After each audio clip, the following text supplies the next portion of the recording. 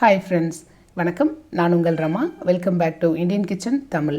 இன்றைக்கி வீடியோவில் நல்ல டேஸ்டான கேப்சிகம் சட்னி எப்படி செய்யலான்னு பார்க்கலாங்க. கேப்சிகமில் வந்து நிறைய ஹெல்த் பெனிஃபிட்ஸ் இருக்குங்க. இதில் வந்து vitamin A, vitamin B6, C வந்து ரொம்ப இருக்கிறதுனால நம்மளுடைய கண் பார்வைக்கு வந்து ரொம்ப நல்லதுங்க.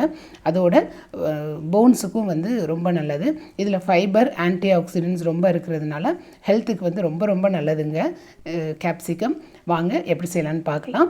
இப்போ அதுக்கு ஒரு பேனில் 1 டேபிள் ஸ்பூன் அளவுக்கு எண்ணெய் சேர்த்துக்கோங்க. எண்ணெய் நல்லா சூடானதுக்கப்புறமா அதுலேயும் 1 டேபிள் ஸ்பூன் அளவுக்கு உளுந்தம்பருப்பு சேர்த்துக்கோங்க.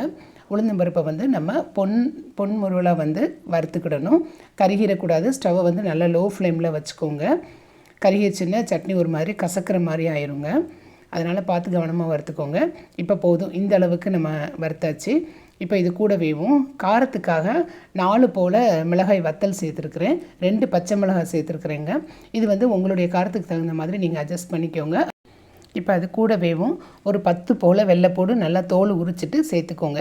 இது எல்லாத்தையும் வந்து கருகிராமல் வாசனை வர்ற வரைக்கும் நல்லா வறுத்துக்கோங்க. கருகிடக்கூடாது. இந்த மாதிரி பூடெல்லாம் நம்ம வதக்கிட்டு சட்னி செய்கிறப்ப ரொம்ப மணமாக இருக்கும், ரொம்ப டேஸ்ட்டாக இருக்கும். அது கூட கொஞ்சமாக தேங்காய் வந்து எடுத்துகிட்டு இந்த மாதிரி சின்னதாக வெட்டி அதையும் சேர்த்துக்கோங்க. ஒரு பெரிய வெங்காயம் சின்னதாக வெட்டி அதையும் சேர்த்துக்கோங்க. இப்போ இது கூடவேவும் நான் 1 கப் அளவுக்கு கேப்சிகம் எடுத்துருக்கிறேன். குடமிளகாய் வந்து பெருசாக இருக்கிறதுனால நான் 1 எடுத்துருக்கிறேன். நீங்கள் சின்னதாக இருந்துச்சுன்னா 2 எடுத்துக்கோங்க. இப்போ இது கூடவேவும் ஒரு சின்ன தக்காளி வந்து கட் பண்ணிவிட்டு அதையும் கூட சேர்த்துக்கோங்க. குடமிளகாயை விட தக்காளியினுடைய அளவு வந்து கொஞ்சம் கம்மியாக இருக்கணும், அது மட்டும் பார்த்துக்கோங்க. இந்த அளவுக்கு வந்து புளி எடுத்துக்கோங்க. இப்போ இது வதங்கிறதுக்கு கொஞ்சமாக உப்பு சேர்த்துக்கோங்க. சேர்த்துட்டு நல்லா வதக்கிடுங்க. ஸ்டவ்வை வந்து நல்லா லோ ஃப்ளேமில் வச்சுக்கோங்க, கருகிடக்கூடாது. இப்போ இது நல்லா நம்ம வதக்கியாச்சு. பாருங்கள், இந்த அளவுக்கு வந்து நம்ம வதக்கினா போதும். இப்போ இது நல்லா நம்ம ஆற வச்சிடணுங்க. ஆறுனதுக்கப்புறமா வந்து மிக்ஸி ஜாரில் நம்ம சேர்த்துக்கிடணும். இப்போ பாருங்கள், கொஞ்சமாக உப்பு சேர்த்துருக்கிறேன் நான். நல்லா ஆறிடுச்சு. இப்போ ஏற்கனவே நம்ம உப்பு சேர்த்துருக்குறோம், அதனால் பார்த்து கவனமாக சேர்த்துக்கோங்க. இப்போ இந்த மாதிரி நம்ம நல்லா அரைச்சாச்சுங்க. இதனுடைய பதம் பார்த்திங்கன்னா தக்காளி சட்னி மாதிரி இருக்கணும். கொஞ்சம் கட்டியாக தான் அரைக்கணுங்க, அப்போ தான் வந்து நல்லாயிருக்கும். இந்த பதத்தில் வந்து நீங்கள் அரைச்சி வச்சுக்கோங்க.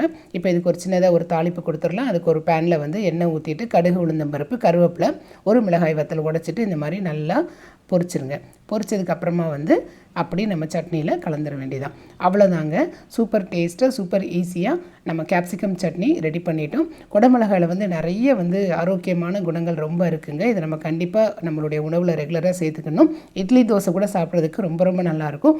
ரெகுலராக வந்து தக்காளி சட்னி, தேங்காய் சட்னி சாப்பிட்டு போர் அடித்தவங்களுக்கு இந்த சட்னி வந்து ரொம்ப நல்லா இருக்குங்க.